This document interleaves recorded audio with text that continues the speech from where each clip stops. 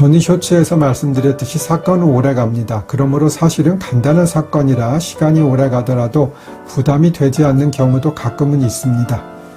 그렇지만 아주 간단한 사건이고 별로 품이 많이 들지 않을 것으로 생각했는데 막상 일을 해보면 생각보다 힘든 경우가 많이 있습니다.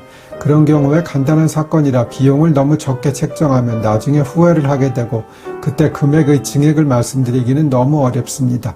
또 재판기일에 출석해야 하는 횟수가 많아지면 변호사들은 부담이 됩니다. 서초동이나 서울가정법원이 있는 양재동 정도면 그래도 괜찮지만 서울 시내 동서남북 법원만 해도 다니기가 쉽지 않습니다. 특히 북부는 다녀오기가 정말 힘듭니다. 지금 북부법원 사건 의뢰인 중 한 분은 계속 법정을 다니면서 저희 보고 시간을 끌어달라 하시는데 저희 입장을 좀 생각해봐 주시면 좋겠습니다. 북부법원에 갔다 오면 거의 반나절을 일을 못할 뿐 아니라 몸도 많이 피곤합니다. 1심에서 사건이 1년 가는 것은 정말 자주 있고 길면 2년이 가기도 합니다. 그러면 그 진행 과정에서 내는 서면만 해도 5회 이상 될 때가 많고요. 재판도 5회 이상 가기도 합니다. 재판은 1회 가서 끝날 것 같으면 2회 가게 되고 2회 가서 끝날 것 같으면 4회 가게 되는 게 현실입니다. 많은 변수가 있기 때문이지요.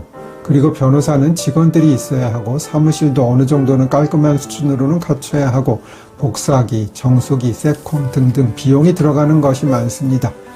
착수금이 한 번 내는 돈으로는 큰 돈이고 많다고 느끼시는 것은 당연합니다. 그렇지만 오랜 기간 진행되는 소송을 보시면 의뢰인들도 변호사들이 그렇게 비용을 상당히 받아야 하겠다고 생각하실 겁니다. 그러니까 변호사 선임할 때 싼 곳만 찾아가서 나중에 변호사에게 제대로 된 법률 서비스나 조언을 받지 못하고 속상해하는 일은 없으셨으면 합니다. 다음 쇼츠로 오세요. 전의 쇼츠에서 이어집니다. 변호사들은 사실 처음 변호사를 선임하는 분보다는 정말 나쁜 변호사와 일을 해봐서 현실을 좀 아는 분과 일을 하는 것이 더 편하긴 합니다. 저나 저희 사무실은 상위 10%에 해당한다고 자부할 수 있습니다.